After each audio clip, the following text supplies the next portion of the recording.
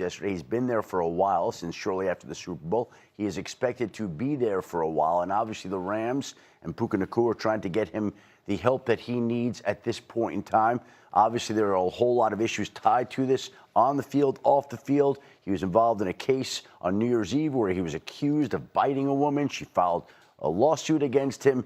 He's trying to get the help that he believes he now needs, and obviously there are huge implications for the football element of this that the Rams are aware of. But they said it's most important right now for Puka to get the help that he needs as a person, and all the football stuff, the contract, that all can wait until after he's out. Yes, I was going to say that. It feels inconsequential in comparison, but obviously for a football show, it is a big deal. The contract piece of this is going on sort of concurrently, or at least running along parallel tracks. Look, we saw Jackson Smith and Jigba already become the highest paid wide receiver in football. Puka Nacua is that level of talent, and everybody believes that Puka is going to get paid. But the Rams obviously want him to get the help and treatment he needs first before they move on to the contractual element of this. And when teams are doing contracts, they look at the entire picture. They need that person to be a leader on and off the field. They need him to be an example, and you're going to make him one of the highest paid players in the league.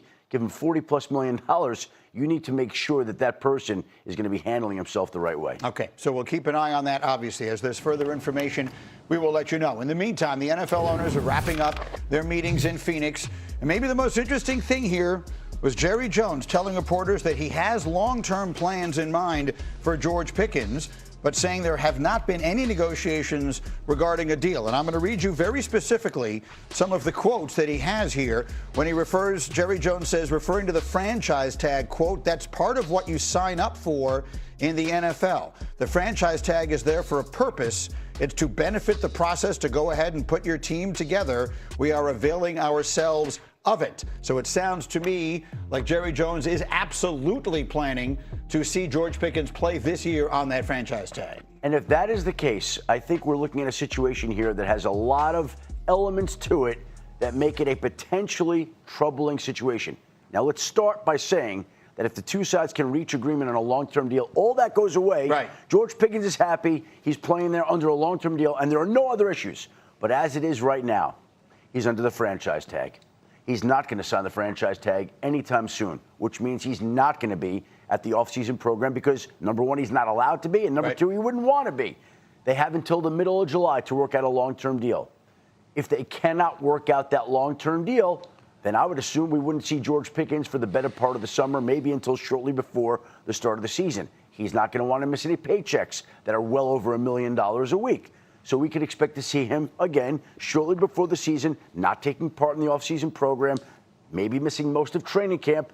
Now you're exposed to muscle pulls, hamstring strains, whatever it may be. Plus you have a player who's not particularly enthralled with the idea that he didn't get the contract that he wanted, and he's going to be thinking about free agency. There are a whole lot of elements here that make it a troubling, potentially troubling situation for the Cowboys. So last year was the summer of Micah, and he did show up. He was under contract, the end of his contract at that time. He was there for everything. We saw how badly it all went, and ultimately the trade, George Pickens in a different situation. Here, Tim Hasselbeck, does this sound to you like it could be the difference between the Cowboys being Super Bowl contenders and not? Oh, of course it does, because with Pickens and CeeDee Lamb, with the way Dak Prescott played a year ago, we saw how good they could be on offense. I think this situation, though, and we're obviously talking about the Cowboys every single offseason, and it seems it's contract related. I've been critical in the past because I think the Cowboys have been, quite frankly, cheap in the past in terms of how they've dealt with some of their star players. This one's totally different for me, and I think some of it, is going to require a little bit of patience on Pickens' perspective.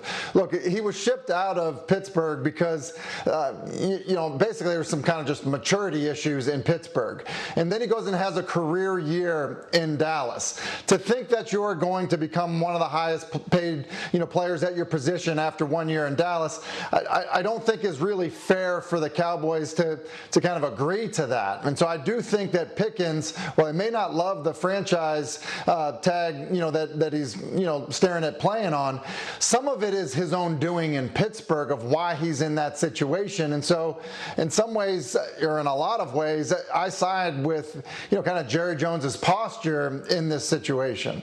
Why do you think, Jared? Yeah, I think Jerry's got to be careful with that posture. It's delicate. Yes, I agree with Tim. Like, he's in the right. Like, that this is the reality of playing the position. Like, there is franchise tags. But did you not learn with how the negotiation went with Micah Parsons and sticking to your guns on a handshake deal for you to come out and say, hey, this is what you signed up for? You know what you have in Pickens. You know there's some volatility personality-wise. You want him bought in. But I think the reality is, and maybe this is why Jerry's doing it, he is more of a luxury than a necessity. And I don't mean that to disparage how good of a player he is. But defensively, this Dallas Cowboys team was terrible. That's what's holding them back from taking the next step. So the signings of Quinnen Williams and Kenny Clark and Rashawn Gary, that's going to be the difference maker. That is the priority, that side of the ball. Pickens is great. You want him bought in. You want him there. But the defense is what's going to be a make or break for them. Listen, this is a tough contract to figure out in my mind because he's due the franchise tag number of $27.3 million right now. You've got CD Lamb making an average of $34 million a year. We've seen some of these wide receiver contracts. Jackson Smith and Jigba comes in over 40. Puka's going to want right in that vicinity. These numbers are going up. The Dallas Cowboys are not going to want to pay George Pickens more than CD Lamb. He's going to want as much as he can get. He's on the franchise tag. They're not close to a long-term deal right now. I'm just telling you it's going to be a challenging negotiation for both sides. Yes, and assuming it doesn't happen, and they have to get something done by the middle of July or that's it, right? That's it. Then he cannot sign a long-term deal. And how many franchise or transition players have we seen through the years who didn't get the long-term deal that they wanted, who dragged it out to the start of the season, who came in, who suffered a muscle strain, or went through the season disgruntled because they didn't get the long-term deal? I mean, there have been a lot of players that have been through that situation. We've seen that play out many times in the NFL. That's right. So when Jerry says this is part of the league, is the franchise tag, so is that. That's part of it as well. The disgruntled player on the franchise tag and where it all leads. It doesn't feel like a story that ends well in what otherwise... And even influence on, what ultimately gets called. That's normal. I think what's not normal, and what definitely comes off in the kind of tenor of the piece, is that, at times, it almost portrays that it was like defiant from Hurts in terms of what was called and then what was, from the sideline, and then what ultimately, was called either in the huddle or at the line of scrimmage. That's different, especially for a guy that is his stage of his career, and then also a guy who's never thrown more than 25 touchdown passes in a season. Like that's, to me, I think what's a little bit unique in this situation in Philadelphia. Jordan, what do you, as you were reading that thing, and I think the point should be made, and I'll let you make it, about how this guy is learning a different language every single year, basically going back a decade. Yeah, for starters, I hate the premise of the article because they're talking about a single moment in that Niners playoff game where Verts was called twice in a row. I don't have a problem with that. Everybody's an armchair quarterback. Everybody can look back and go, hindsight's 20/20.